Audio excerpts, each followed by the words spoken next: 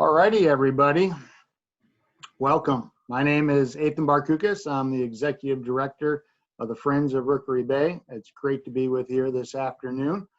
Thank you for joining our presentation, Success Stories of Sea Turtles at Rookery Bay. A little odd this year that we're not in person with you. We're hoping that the Rookery Bay Environmental Learning Center does open in the next couple months, and we'll be excited to invite all of our donors, members, volunteers, and the public back to the center, and you'll get a chance to reconnect with everyone. So we appreciate your patience. And I'd like to introduce the colleagues that are joining me today, Sarah Norris and Claire Charde. Hi everybody, my name's Sarah Norris. I am part of the stewardship team here at Rookery Bay Reserve, where one of my responsibilities is overseeing the Cape Romano Sea Turtle Program. So I'm excited that for those of you who tuned in before during National Estuaries Week may get to learn a little bit more in tonight's presentation with Claire. Hi everybody, my name's Claire Charde, and I was the sea turtle intern for this season. So thank you all for joining us today. Excellent, excellent. So a couple of housekeeping items. The presentation's being recorded, and for those of you that missed it live, we're going to have it up on our website and available for everyone, and we'll send it out as well. So it's going to be great information coming ahead. Although we're in webinar format and we can't see or hear you, you can still communicate with us. So bottom of your screen, there's a chat box. And to get started, it'd be great if you could type in where you're currently located listening to this presentation. And if you have any technical issues, our staff hopefully can work through that.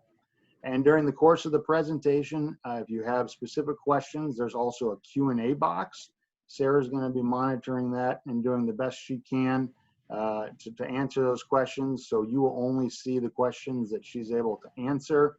At the end of the presentation, we're going to bring back the group and have questions that Sarah will directly ask of Claire. So hope that you all stay engaged with us during that time. And I want to really thank all the donors that supported this year's program.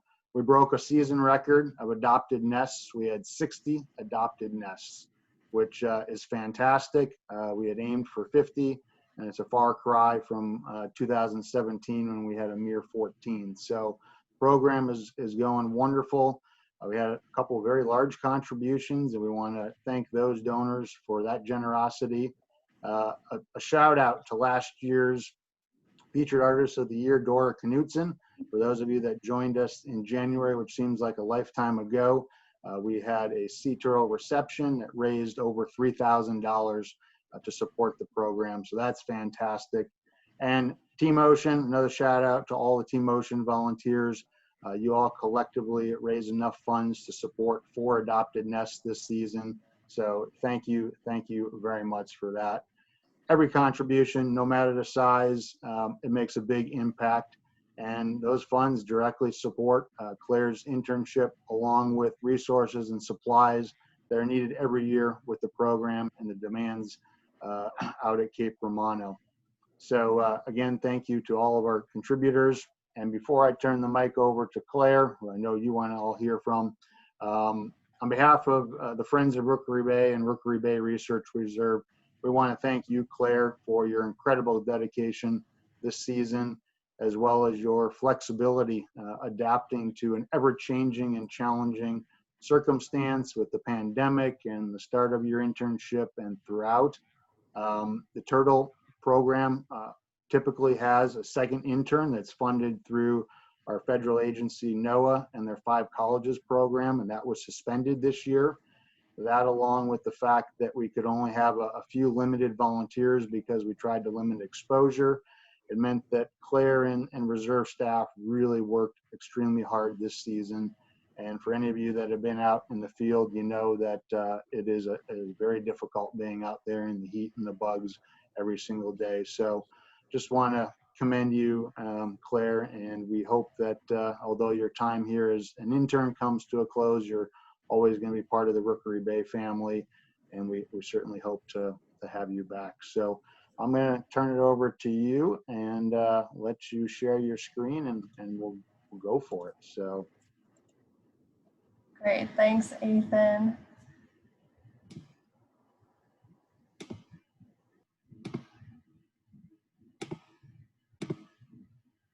All right, everybody, thank you so much for joining us this evening. I'm sad that I can't see all your beautiful faces right now, but I'm glad that we can all virtually be together for this. So I just kind of want to tell you about how our season went down on Cape Romano. So I'll start off with a little bit about myself. For you, those of you who are just joining in, don't know who I am. Claire Charde, I'm the Friends of Rookery Bay Sea Turtle intern for this season. I went to school at the University of Vermont. I got my Bachelor of Science there. I was studying environmental science. And when I was there, I was able to get an internship at one of the local aquariums, Echo, Leahy Center for Lake Champlain, and that's where I kind of got into the whole idea of husbandry in terms of the animal species, and it was really cool. I got to work with a lot of turtle species, but that was mainly the lake turtles. So we had soft shells and some map turtles. And after graduation, I was trying to figure out what to do next, and I got my first out-of-school internship at Moat Marine Aquarium, and that's just 2 hours north of here in Sarasota. And that's when I was introduced to the world of sea turtles, which is very popular down here. I ended up doing their sea turtle rehab internship, and it was super great working with those animals and the whole idea of the rehab and release. I thought it was amazing. It was for a short time, and then from there, I ended up getting a job here in Collier County. I was working on Vanderbilt Beach, and I was doing the 2019 sea turtle nesting season there. So I actually saw a couple of the volunteers that helped this year with the Friends of Rookery Bay over with the county last year. So it was nice to see everybody in the community trying to move around and help with the different programs, because we do have quite a few, just like for our small area down here. It's really great. We've got Rookery Bay, we have the county, and we also have the Conservancy of Southwest Florida. So it's a lot going on, but we're all working together to help these turtles out. So it's been a lot of fun. And from there, I ended up here at Rookery Bay, which has been super fun. It's been a great experience, and I'm so happy that they chose me to be their intern for the year. I know it was kind of a crazy start to the season, but I got down here, we got out to Cape Romano and started our monitoring for the season. So I thought I could bring you guys through a little day in the life. So I started around 6:30 a.m. We would leave from the Goodland docks and we would head out to Cape Romano. So on the screen to the right, you'll see our little map of the routes that we would take with the boat. If it was a really nice morning, we could follow that yellow line that you see. That's our regular route, and we would travel down to the southern end of Cape Romano and then kind of just make our way back up and kind of stop in at all the beaches going up north until we would hit Kais Island, and then we just make a nice little loop back through. The purple lines are when we had a little bit of an inclement weather morning or some rough waters, which happens, but it was great because we tried to get out about 6 out of the 7 days for the week to do the monitoring. So even if it wasn't like a great morning, we were still able to get out there, check on most of the beaches, and get our monitor in for that morning. So once we got down, starting at Cape Romano, what we look for are crawls in the beginning of the season. So there are 2 crawls that could happen when the sea turtle comes up for the night, and it would be a false crawl or a nest. So on the left of your screen, you'll see we have a false crawl, and this happens when the female turtle will come up, but she won't actually lay a nest on the beach. This could be for multiple reasons. If there's a predator after her, if there is confusion when she's up on the beach. even if she just starts moving around and doesn't like the sand, she can turn around and go right back to the water. So you can kind of see within this photo that she really just comes up and it's a continuation of her flipper marks and then just makes a nice view back to the water. So she didn't even really stop. She just changed her mind and went back out. And that happens. It's pretty normal to have false crawls throughout the season. But what we love to see is the picture over to the right, which is our nests. So the one that we have over here is a loggerhead nest. And you can kind of see how it differs from the false crawl with the flipper marks eventually stopping. And then there's kind of like this big space right in front of it, and that's what we call our body pit. So that's when the female turtle will actually start moving back and forth and kind of getting her body ready to dig the egg cavity and lay the eggs. So that's the main thing that we look for when we're trying to figure out, is this a false crawl, is this a nest? We'll look for that body cavity. We'll look for any kind of sand that's sprayed around, because after she digs her egg cavity, she lays her eggs, does her thing, she'll move a little forward, and then she'll start to spray sand behind her to cover that up. And it's a camouflaging technique so that predators can't find the eggs. So you can see from the picture, because the girl is right over to the right, it's a pretty big area that sand is sprayed everywhere.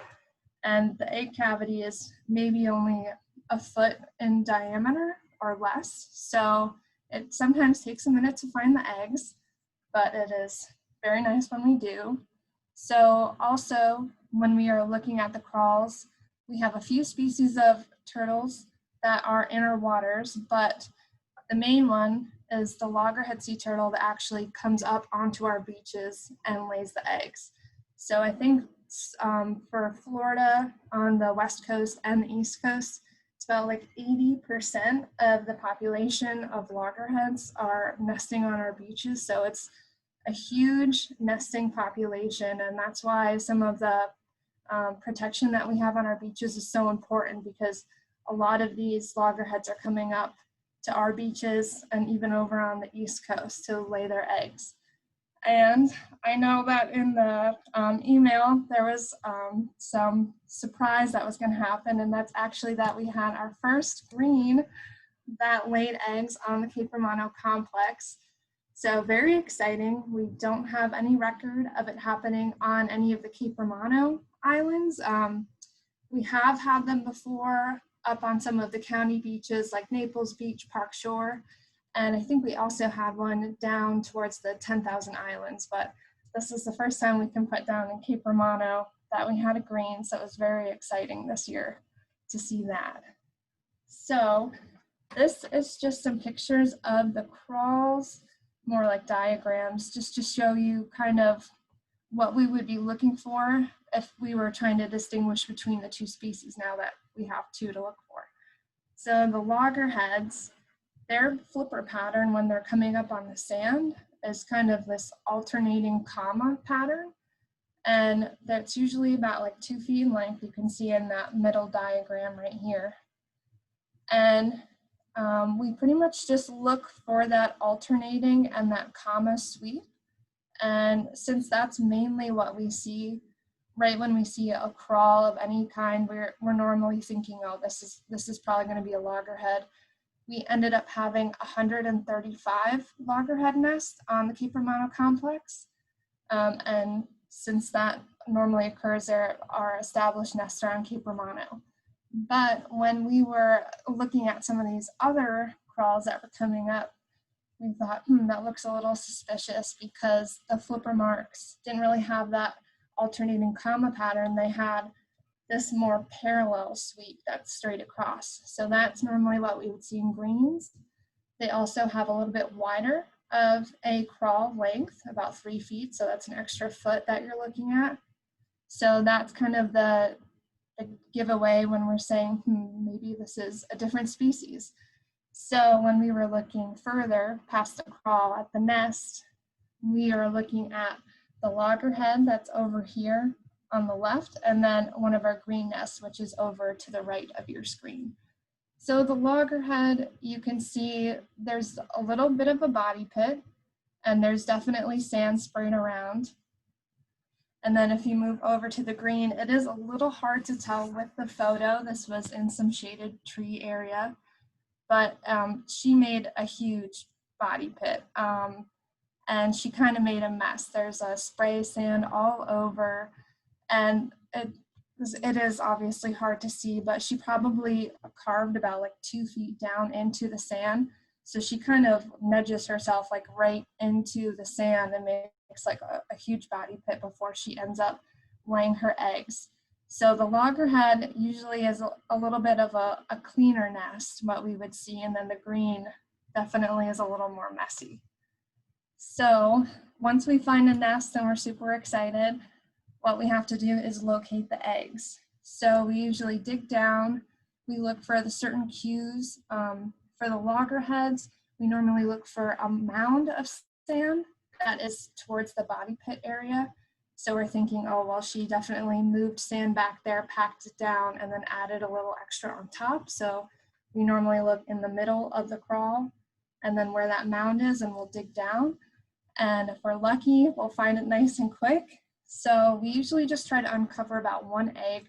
We don't move them, we just want to make sure that we know they're about location and that there are eggs down there. And then we end up placing a cage over it. So that's pictured over on the right. That's me and one of our awesome volunteers, Brian, putting a cage over one of our nests. And while this is happening, we'll also just collect some data on the nest. We like to get a good GPS location. We'll find out the sun exposure of the nest, because that sometimes has something to do with the incubation period, if they're in some exact sunlight or if there's some shading in the area. And then we also have the distance from the water. We have the distance from the vegetation. So some really good information that we're getting just to watch the nest throughout the incubation and kind of see like why the female turtle picked that area, because they normally go high enough from the mean high water to keep it out of harm's way for the season. So why we cage it, we have these pesky little things called raccoons on our beaches, and they are actually one of the #1 predators of sea turtle eggs. So over on the right, you can see that there are some ripped up eggs that are circled with these this red line. So the raccoons will go in and they will dig at the nest. They will pull out as many eggs as they can. They'll eat what they can, but they pretty much just destroy the whole clutch usually. And it's quite a pain. So that's why a lot of the caging efforts have been initiated throughout Southwest Florida, because once we put those cages on, it really does keep them away. We dig a trench around the nest, so then the cage goes down in the sand a little bit. So even if the raccoons do start digging around the cage, there's still a good barrier between them, and they would have to put in a lot of effort to actually dig one of those things up. So we cage every nest that we come across to try to keep these pesky predators away from our precious eggs. So once the raccoons stay away, we wait about 60 days, and that is the regular incubation period for these eggs. So we will start to look for signs of hatching when it gets close to that 60 days, because it's give or take a few days. It's not usually like perfectly on the mark, but we will look for things called our hatching holes. And furthest on the right, you can see that nice indentation in the nest, and it's kind of right in the middle. So that's where we would assume it would be, because that's where the eggs were when we found them to begin with. And then in the middle, if you look closely, you can actually see tiny little flipper marks that are coming out from the nest area. So that's all the hatchlings running around, scurrying to the water after they hatched out. And then if you're lucky enough, you can have something like over on the left when you actually see a little flipper poking out of the sand. So you definitely know that that one has hatched and is hatching right before your eyes, which is pretty cool. So once our nest hatches, we wait 3 days.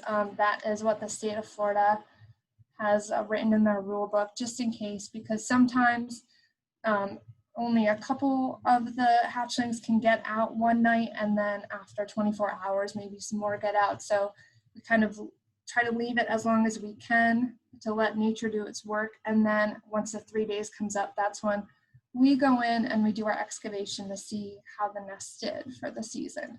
So with our data, there is 3 things that we look at.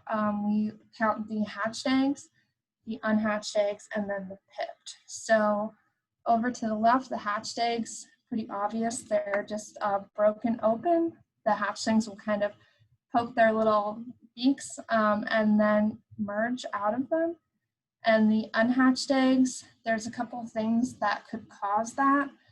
And we would count the whole amount of unhatched eggs, and then we actually open them up right above the nest, and we will see if they are either undeveloped or if they are dead embryos. And there's also a subcategory if they are depredated, but if we put the cages on, hopefully that does not happen. So we didn't really have many depredations unless it was before the cages were placed onto the nest, like the night that the turtle laid the eggs. And then pipped is kind of interesting. They can either be live pipped or dead pipped, and this just means that they're pretty much halfway out of their egg. So they could just be a little stuck in there. They could still have some of their yolk sac connected that they're developing as well. So when they're live pipped, we'll kind of see what they're looking like. If there's a yolk sac still attached, we might try to cover them back up and keep them for a night or two just to see if they end up absorbing more of that. If they're pretty dry down there, like they've absorbed everything when we see them, we kind of leave them on the sand, see if maybe being out from the nest, they can kind of wiggle themselves out. So it is really interesting getting this data from the excavation, and we give it all to the state of Florida at the end for all of our nests that we dig up. So it's really good information. We see how the nest hatches, and one of the favorite parts is when there are some hatchlings that are left over. So these guys can get stuck in the nest. It's kind of common maybe to see 1 or 2. They can kind of get pushed into the side of the nest. The sand can be a little bit harder. They could be stuck in a root.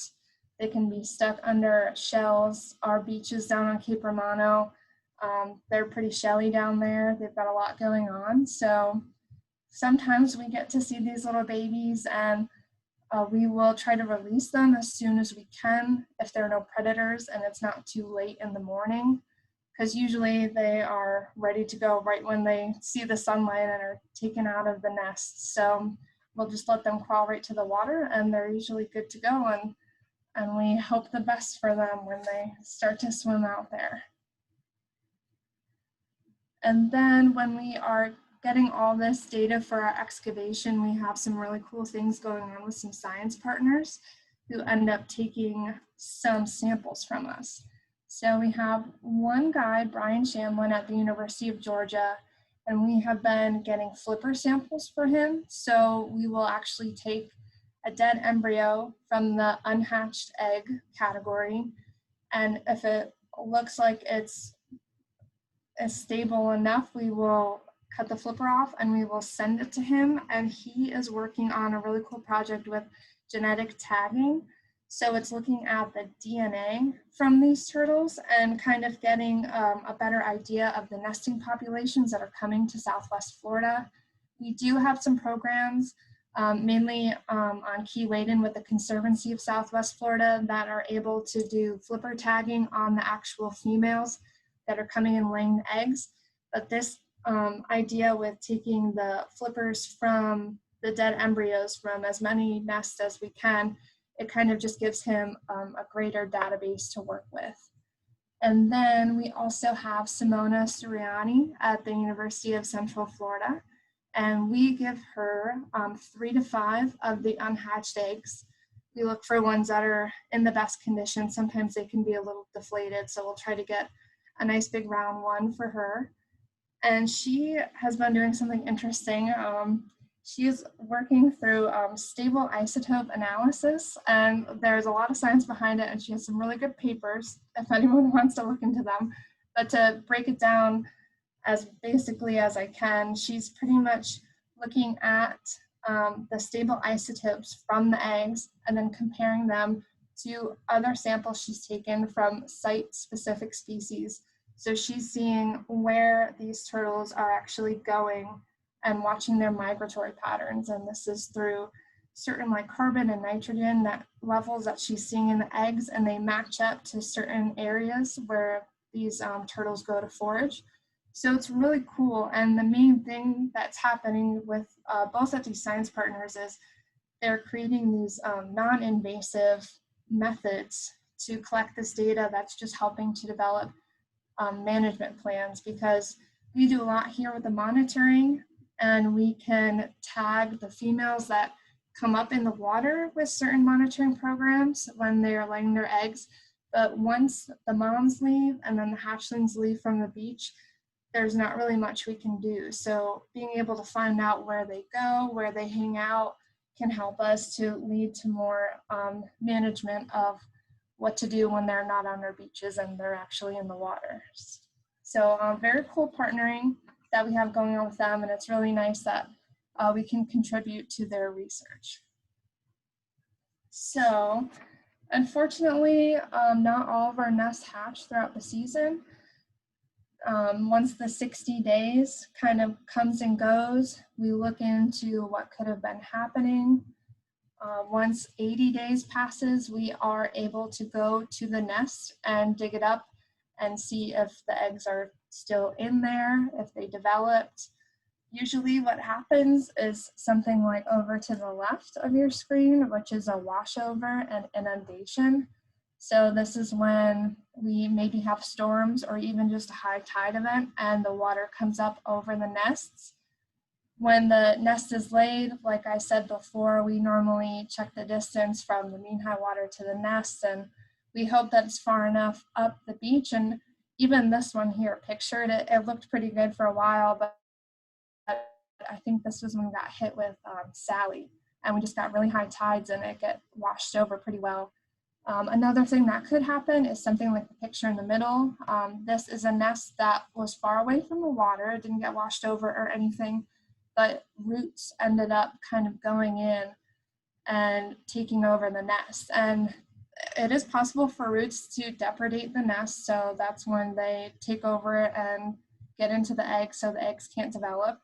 That is something that happens. There's a whole system going on under the sand, so it's not just nice and perfect all the way through. And then furthest to the right, this is a picture. It's kind of interesting, and this is why we like to open all the unhatched eggs too, just to see what's going on. So these turtles were conjoined in one egg, and it looks like they were sharing a yolk sac. And for some reason, they just stopped their development at that point. So embryo viability is also something that could stop the eggs from hatching. So there's a couple different things that we look for when the nest does not hatch. And because of the inundation, here's just a list of some of the storms that we've had this season. It's been pretty crazy.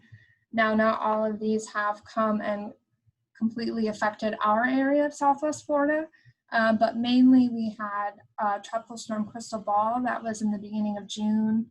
That did impact some of our nests, along with Hurricane Laura and most recently Hurricane Sally.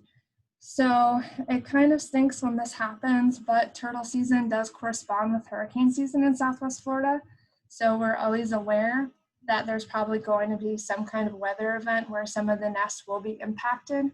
We just hope that maybe it's a once or twice washover and not a complete inundation.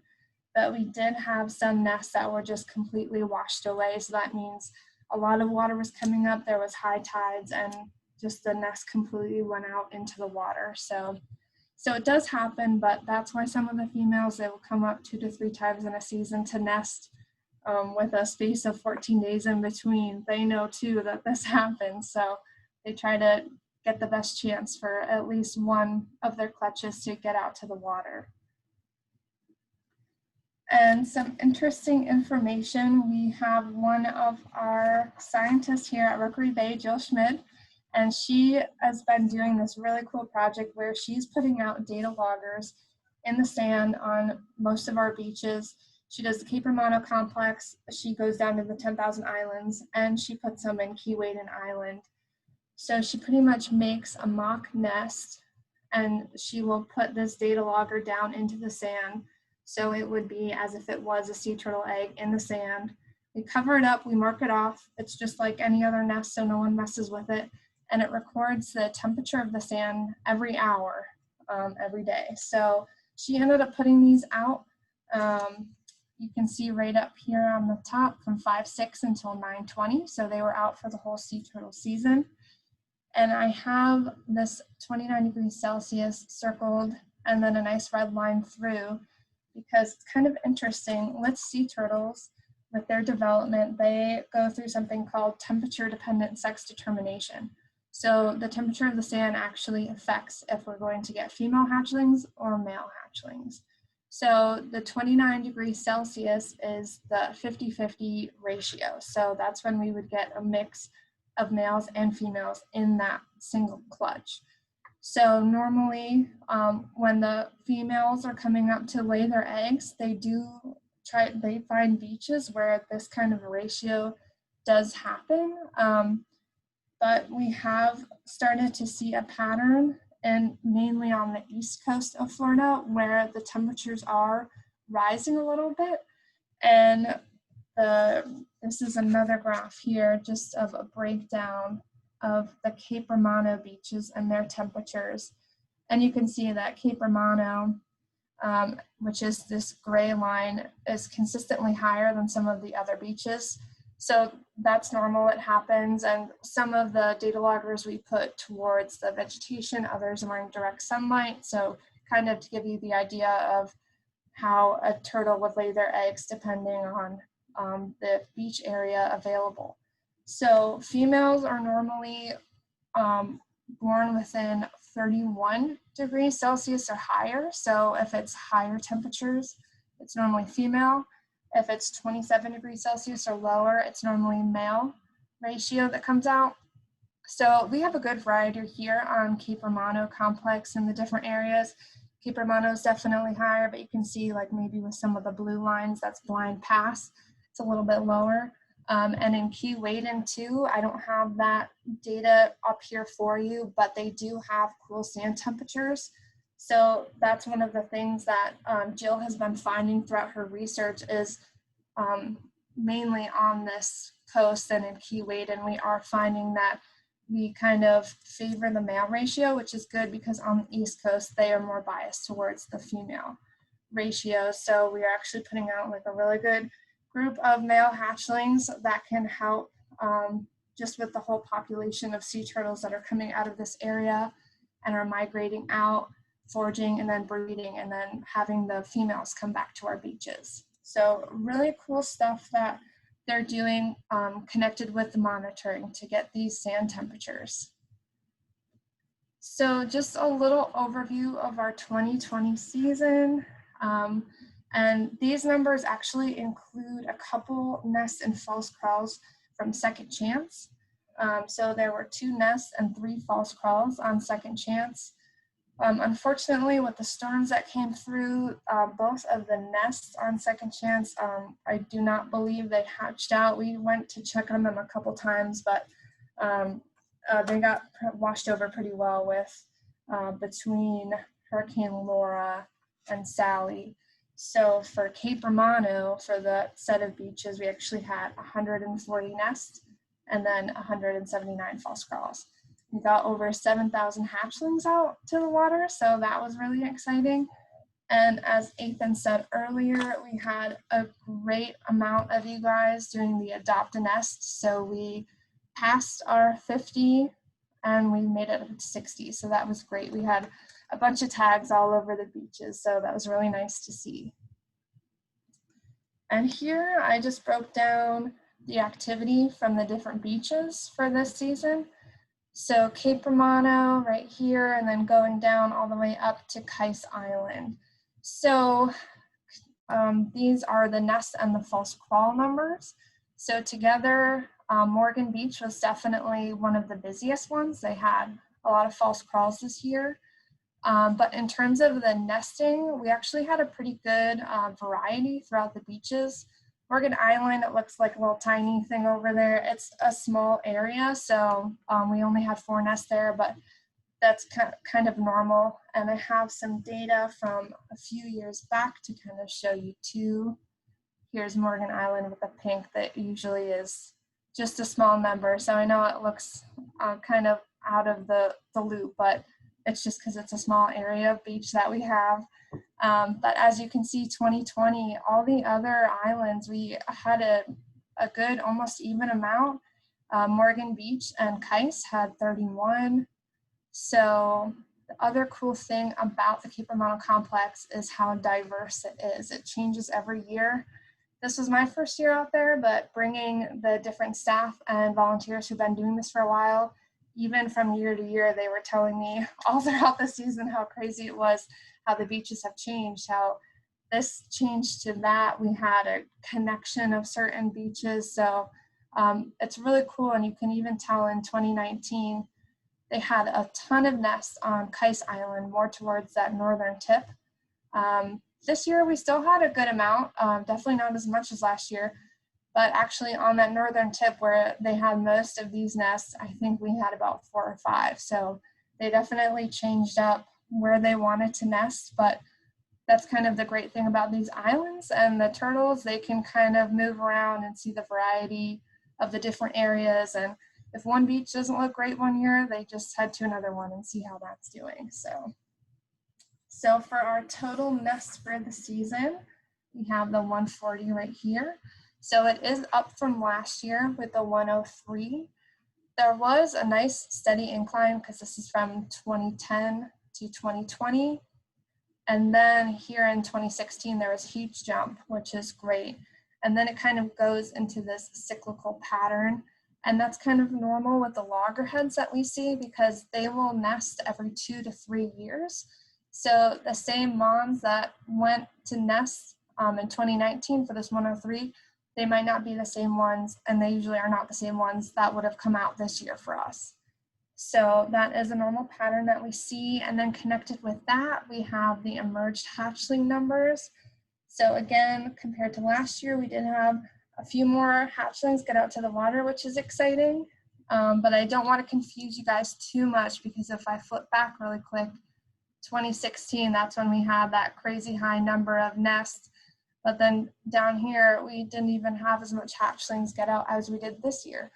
And that was because of a hurricane event that happened. So that is another factor that comes into play, obviously, with the hatching out of the nests. So even if we have a ton of nests one season, if a storm comes at the perfect time, or I guess you could call it not the perfect time, it could really affect the number of hatchlings that do get out to the water. So we are out to Mother Nature's mercy sometimes, but we try our best at least to protect the eggs, and we do relocate if we need to, if they are below the mean high water level. But we really haven't seen that. I think we relocated 2 nests out of the 140 that we saw this season. So it's not usually something that occurs every morning when we go out and we see a new nest. And then just kind of putting those graphs together, we have the number of nests on each beaches with the emerged hatchlings. So you can see that Cape Romano, they had a pretty good turnout with the emerged hatchlings and the nests that they had. And then kind of when we get into some of the other beaches, they didn't do as well with hatching out, but they still had a good number of nests. And it's a little bit easier to see with these 2 graphs side by side with the hatching success. So Cape Romano, 24 out of the 26 did hatch out, so it was a 92%. Morgan Island, obviously it's small, so it's kind of hard to tell exactly, but only 1 of their nests hatched out, so that's why it has such a small hatching success.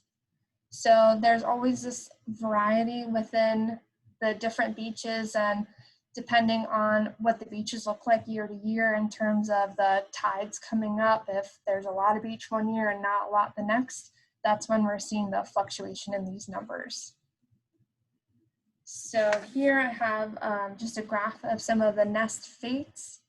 So again, Cape Romano did the best job so far because they only had 2 of their 26 nests and they ended up washing out, but they actually didn't have any nests that just did not hatch. But if we go over to Kais Island, we actually had 8 that were unhatched. And it was a variety of reasons. Some of those were the depredated by roots issue that I showed in the picture earlier. We had 1 washout and then 21 hatched out. So this is really good data. We like to collect it all and see how, and that's why we do the excavations too. And all of this together kind of gives us a good idea of how the population is doing and how our beaches are changing and how the turtles are kind of adapting to those changes. So just a little bit about the status of the loggerhead, because that is the main turtle that's on our beaches. They are threatened. That is their federal status. The main issues that they're facing are bycatch. That's usually when they're caught in a long line or there's a trawl. These sea turtles, they take breaths of air. So if they can't get up to the surface to take a nice breath, they end up drowning, unfortunately. So that is one of the main things that is going against them right now, is some of these fishing bycatch issues that are going on. But there are some initiatives to stop this and have like observers out on the boat. Another thing is the loss of nesting habitat, and that could just be development of beaches. And also, I know here you guys are aware of all of our lighting rules when it comes to sea turtle season, like turn your lights off, because the moms will come up, they'll get confused, distracted, it might turn into a false crawl. There's light. If the hatchlings hatch out, they could get confused, walk towards your garage light instead of towards the water. So that is another thing. And then also storms and flooding, because there's a big storm that comes through like we saw this season, a nest just could get completely washed out and then the eggs just go right out into the Gulf and do not get a chance to hatch out. So there's definitely still a lot we can do to help these animals, but they are strong little guys and they have been doing this for hundreds of millions of years. So there are great monitoring and research efforts being done to protect them in real time. That's why I love the partnerships that we have with the scientists, giving them our data, and then they are able to connect it into their projects and help with some of the management that they're looking into. So it's been a really great time working with everyone here. I wanted to give a huge shout out to the staff and volunteers who helped out. It was kind of a crazy season. Started off with maybe me not even coming down and then only having 1 or 2 people out on the water every day. So we had to keep a small group coming out with us, but everyone was such great troopers helping me throughout the season. And here's just a few pictures of everyone having a great time out there with some of the different nests that we had. And then a huge shout out again to the Adopt a Nest Friends of Rookery Bay group. You guys were able to provide for me to get out there and help with the monitoring research, and we exceeded the number of Adopt a Nest that we had initially wanted. So it was really a great season. And I wanted to thank you all again for coming even here today to hear this talk. I'm sad that we couldn't all be in person, but I'm glad that we can still share the end of the season news and kind of how everything went. So I will just turn it over to Ethan again to talk more about the certificate of adoption for the sea turtle nests. Wow, fantastic presentation, Claire. Thank you very much. Yeah, so for adopting a sea turtle nest, you have multiple letters and photographs that Claire and our staff put together and send out all about your nest. And then we also have a turtle tag that goes onto your cage. And in the Environmental Learning Center, there's a whole wall, a donor recognition wall that many of you probably haven't had a chance to see. but we redid it, and we're going to have all your tags if you adopt a nest up there through next May when the new season starts up again. So if anyone's interested, and we have a new certificate that we're going to be putting forward, because between now and May it's a little quiet, but if folks want to donate as a gift, then there's an opportunity. We'll send out a certificate over the holidays, or if you want to donate in memory of a special person, it's a great way to contribute. And as a friend of Rookery Bay, we really, the more friends we have, the stronger we are at protecting this place and all of its wildlife. So we're thankful to all of our friends for that. And now if you have questions, put them into the Q&A box, please. And Sarah, you're going to start fielding those for Claire. Yeah, absolutely. So we've got a bunch of different questions coming in, so we'll try to get as many answered as we can here. Claire, I'm going to start with you. We have a question about, do the females always nest at nighttime? Yeah, so the females do come up at night. Sometimes we can get an occurrence of a day nester. It is very infrequent. They come up at night. It's better to keep away from predators. So that's why we have a program with morning monitoring.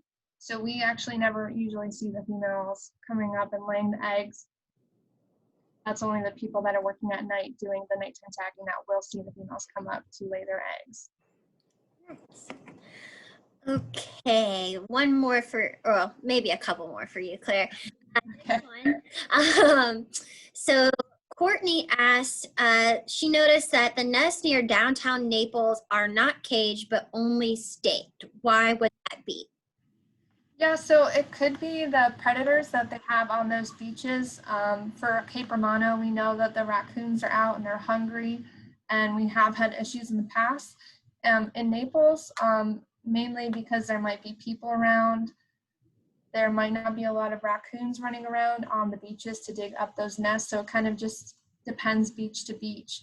I know for the county, on Vanderbilt Beach, we did cage because we knew that there were raccoons there, but yeah, some of the nests on Naples, they only had the stakes around it because they really didn't have an issue with the raccoons. Awesome.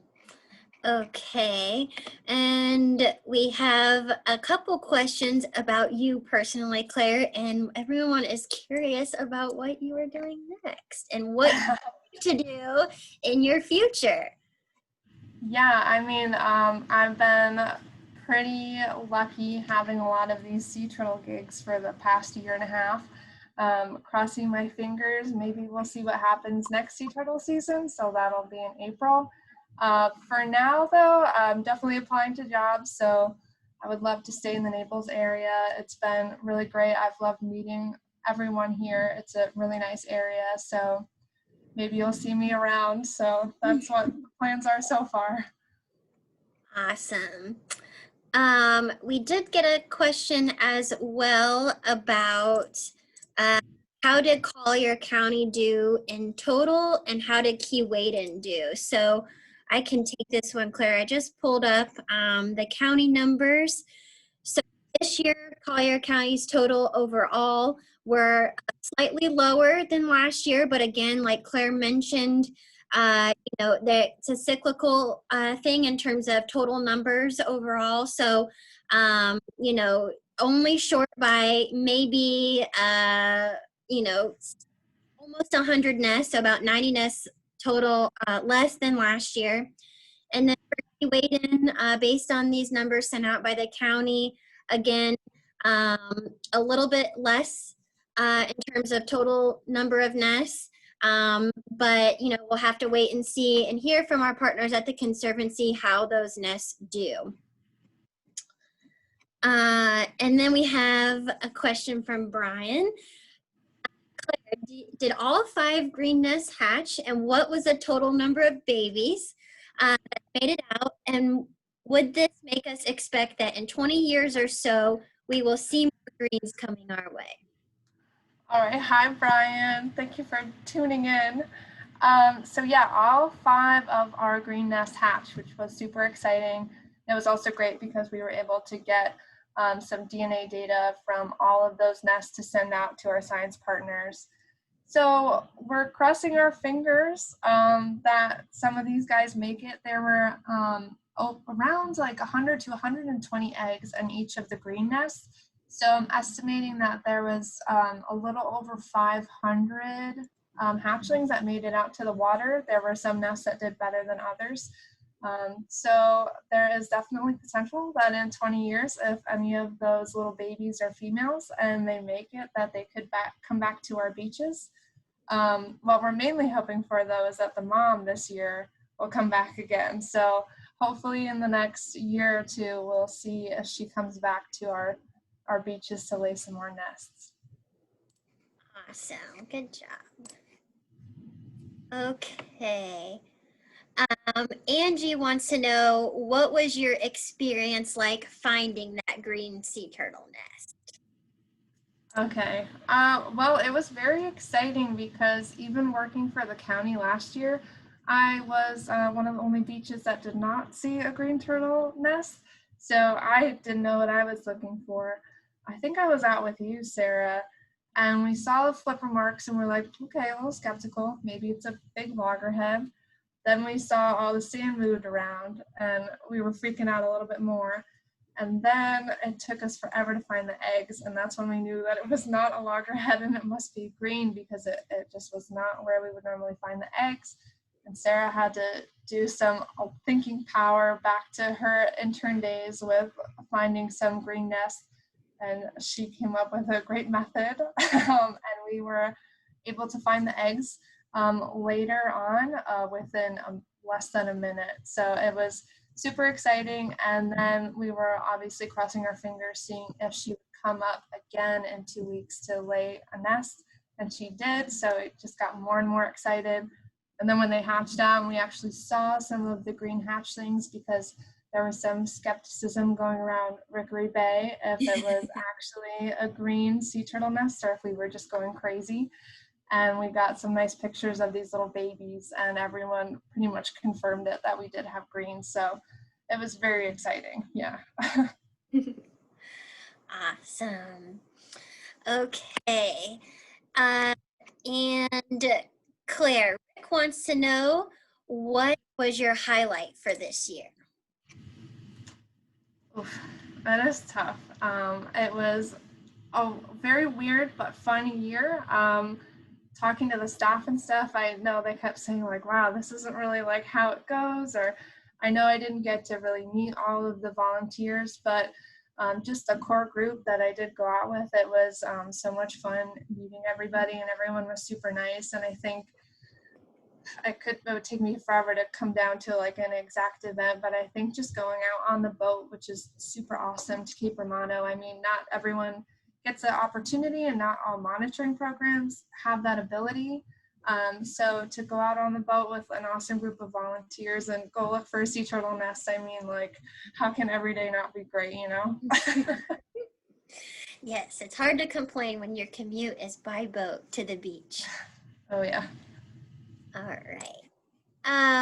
So we have a question about, what does the public do if we see a stranded turtle or one that looks unwell in the water?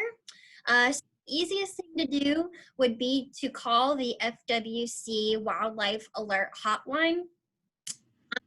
During the nesting season, if it's out on a beach that's being monitored by, either Rookery Bay or other programs or entities, they more than likely will come across it. But again, the general public who's out on the water and seeing something is sort of the best eyes looking out for sea turtle as well as other wildlife.